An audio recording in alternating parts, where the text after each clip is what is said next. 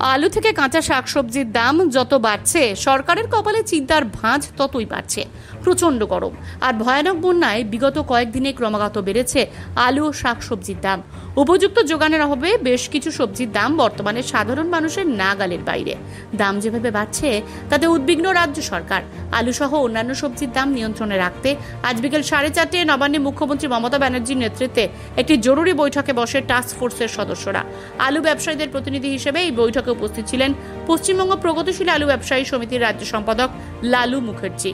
নমস্কার, আপনারা দেখছেন ইন্ডিয়া পোটেটো নিউজ। আর আজ সরাসরি নবান্ন থেকে আমাদের সঙ্গে আছেন রাজ্য সম্পাদক লালু মুখার্জি। চলুন এখন ওনার সাথে কথা বলে জেনে নেওয়া যাক আজকের বৈঠকে কি কি বিষয়ে আলোচনা হলো, আলুর দাম নিয়ন্ত্রণে সরকার কোনো পদক্ষেপ নিচ্ছে কিনা এবং আজকের আলুর বাজারের সার্বিক পরিস্থিতি ঠিক কি আছে। দর্শক বন্ধু, দীর্ঘ 3 বছর পর আলু চাষি এবং ব্যবসায়ীরা লাভের মুখ দেখছেন। তাই সরকার ও প্রশাসনের কাছে আমাদের অনুরোধ, এমন কিছু করবেন না যাতে আমাদের রাজ্যের কোটি কোটি কৃষক ও কৃষি বিপণনের সঙ্গে যুক্ত প্রান্তিক মানুষের ক্ষতি হয়ে যায়। গ্রাম বাংলার মানুষের স্বার্থে ভিডিওটি প্রচুর পরিমাণে শেয়ার করুন। চ্যানেলে নতুন হলে ইউটিউব চ্যানেলটি সাবস্ক্রাইব করতেও ফেসবুক পেজটি ফলো করতে ভুলবেন না। দাম বাড়াচ্ছে কেন? তাহলে দামটা এত নেওয়া হচ্ছে কেন? কারা নিচ্ছে? কি কারণ? এত ফেসিলিটিস দেওয়ার পরেও এই আলুটা বাইরে বিক্রি করে দেওয়া হচ্ছে না তো? রাজ্যের বাইরে দাঁড়ান, বর্ডার চেকিং হবে। আমার রাজ্যে আগে আমার চাহিদা মিটবে, তারপরে বাইরে আমি মেটেরিয়াল পাঠাবো। চাষিদের কোনো ক্ষতি হোক, এটা আমরা কখন, এই জন্যই তো 3,000 3,500 কোটি টাকা খরচ করেছি। আপনাকে বুঝতে হবে, মুনাফা করারও তো একটা লিমিট থাকবে। মুখ্যমন্ত্রী মমতা বন্দ্যোপাধ্যায় রীতিমতো টেবিল চাপড়ে বলছেন যে কেন এত আলুর দাম, এমনকি আলু বোঝাই গাড়ি বর্ডারে চেকিং এরও হুঙ্কার দিলেন। কেন আলুর এবং সবজির দাম বাড়ছে, আপনারা কি বোঝালেন ওনাকে? দেখুন, টেবিল চাপড়াতে হয়তো আমরা দেখিনি, তো জানি না। মুখ্যমন্ত্রী আমাদের উনি আমাদের অভিভাবক, উনি ওনার কথা বলেছেন নিশ্চয়ই। আলুর দাম কেন বৃদ্ধি হচ্ছে আমরা আমাদের তরফ থেকে ওনার আধিকারিকদের আগে বুঝিয়েছি। সরাসরি মুখ্যমন্ত্রীকে বোঝাবার স্কোপ আজকে হয়নি। তবে উনি এখনই আলু যে বাইরের রাজ্যে, হ্যাঁ বলেছেন ঠিক কথাই, কিন্তু বর্ডারে আটকানো যা হবে বা এরকম কোনো সিদ্ধান্ত কিন্তু এখনো কোনো গৃহীত হয়নি। আচ্ছা, উনি দেখতে বলেছেন, যাতে দামটা মনে হয়েছে ওনাদের বেশি। কোথাও কোথাও 35 টাকা কিলো বিক্রি করছে খুচরো আলু, উনি বললেন যেটা। আবার এর সাথে এটাও বললেন অন্য রাজ্যে দাম আর একটু বেশি, 45 টাকা আছে, উনি এটাও বলেছেন। তো এই জায়গায় দাঁড়িয়ে 35 টাকা দামটা হয়তো কোথাও কোথাও বেশি মনে হচ্ছে, সেই জন্য উনি ওনার আধিকারিকদের বা এদের বলেছেন করে। আচ্ছা, আর মুখ্যমন্ত্রী মমতা বন্দ্যোপাধ্যায় এটাও বলেছেন যে কৃত্রিম সংকট করেই নাকি হু হু করে বাড়ছে বাংলার আলুর দাম। মানে এমন হঠাৎ করে কি হলো যে রাজ্যের মুখ্যমন্ত্রী আলু সংরক্ষণকারীদের এই ধরনের এলিগেশন লাগাচ্ছেন? ওনার মনে হচ্ছে, ওনার কাছে যে তথ্য আছে যে এখনো 45 লক্ষ মেট্রিক টন আলু আছে। সেই আলুটা থাকার পরেও কেন দামটা বাড়ছে, এটা ওনার মনে হয়েছে। ওনাকে হয়তো কেউ কেউ বলেছেন, মানে সেটা তথ্যটা ওনার কাছে এসছে। তো সেই জন্য ওরা মনে হয়েছে যে এটা যেন কৃত্রিম সংকট মনে হয়েছে, কিন্তু কৃত্রিম সংকটটা অ্যাকচুয়াল নয়। আলু স্বাভাবিকভাবেই যেটা হওয়ার সেটাই হচ্ছে। 2024 সাল মানে আলুর নিকাশিও যথেষ্ট ভালো আছে। আলু নিকাশি আপনি, হ্যাঁ সেটা তো আছে। 2024 সালে আলু সংরক্ষণকারীরা একটাই ভয় পাচ্ছিলেন যে বর্ডার চেকিং বা বর্ডার ক্লোজ। এরকম কি কোনো সিদ্ধান্ত নেওয়া হলো আজকের এই মিটিং থেকে? এরকম কোনো সিদ্ধান্ত নেওয়া হয়নি, এরকম কোনো সিদ্ধান্ত গৃহীত হয়নি। তো আগামী দিনেও হবে বলে এখনই আমার মনে হয় না। 2000 মানে কথা প্রসঙ্গে আরেকটা জিনিস উনি বললেন যে এবছর নাকি নভেম্বরের মধ্যে হিমঘরের সমস্ত আলুটা নিকাশি করে নিতে হবে। এটা নিয়েও কি কোনো চূড়ান্ত সিদ্ধান্ত নেওয়া হয়েছে? না, এই নিয়ে কোনো চূড়ান্ত সিদ্ধান্ত হয়নি। হ্যাঁ, উনি বলেছেন যে নভেম্বরের মধ্যে নিয়ে নিকাশি করে নিতে হবে। মনে হয়েছে ওনার নভেম্বরের মধ্যে নিকাশি হলে হয়তো ভালো হবে।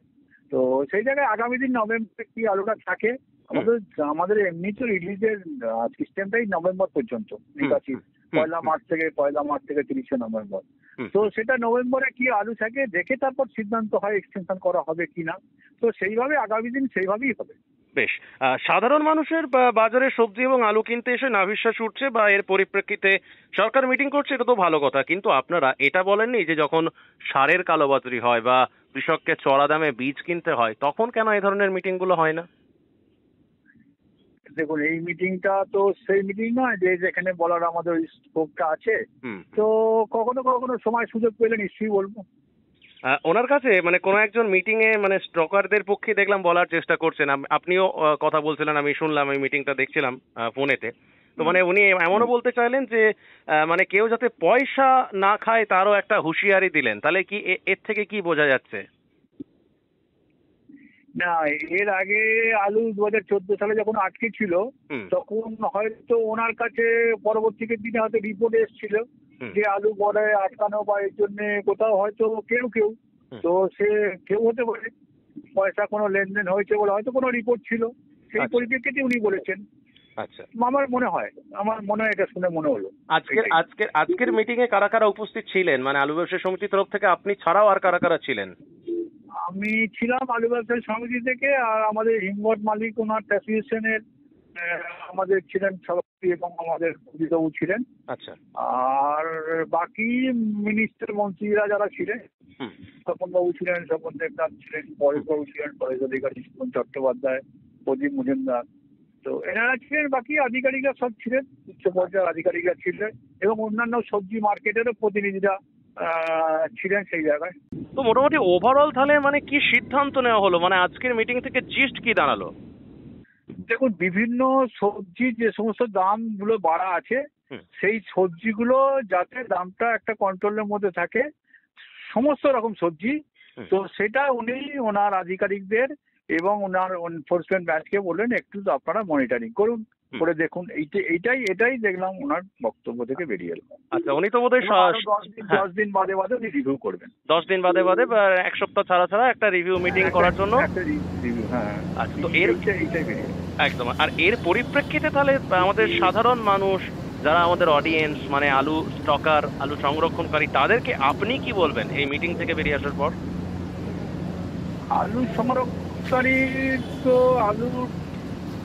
এর আগেও বলেছি, আবার এখনো বলি, আলু সংরক্ষণ যাদের যেরকম আছে সে অনুযায়ী তাদের আলুটা বার করা উচিত, ধাপে সেই পরিমাণ আলুটা বার করা উচিত। এর বাইরে আর কি বলবো, আলু এই মুহূর্তে আমার মনে হয় এটাই তাদের করণীয় করতে হওয়া উচিত। তো মিস্টার মুখার্জি, অসংখ্য ধন্যবাদ একদম সরাসরি নবান্ন থেকে আমাকে এই টোটাল যে আজকের মিটিং সংক্রান্ত এটা দেওয়ার। ধন্যবাদ। এই অনুষ্ঠানে সম্প্রচারিত সমস্ত বক্তব্য বক্তাদের নিজস্ব ব্যক্তিগত মতামত। এই অনুষ্ঠান বাজারের নির্ধারক নয়। অনুগ্রহ করে ব্যবসায়িক পদক্ষেপের পূর্বে নিজের বিচার বুদ্ধি কাজে লাগিয়ে সিদ্ধান্ত নিন। আলু রাখা বাজারগত ঝুঁকি সাপেক্ষ। আলু রাখার পূর্বে ইন্ডিয়া পটেটো অ্যাপ থেকে বিগত বছরের লোডিং আনলোডিং রিপোর্ট ও তার পরিপ্রেক্ষিতে আলুর দামের ওঠানামা দেখে নিন। আলুর সব খবর এখন একটা অ্যাপেই। আলুর প্রাত্যহিক বাজার দর, আলুর সর্বভারতীয় বাজার দর, আলুর সকালের বাজার দর, লোডিং আনলোডিং রিপোর্ট, বিগত 10 বছরের আলুর তথ্য, সারা ভারতবর্ষের 20,000 আলু চাষী ও ব্যবসায়ীদের তথ্য এখন আপনার হাতের মুঠোয়। প্লে স্টোর থেকে আজই ডাউনলোড করুন India potato market rate app. 2012 সাল থেকে প্রতি মুহূর্তে আপনার সঙ্গে।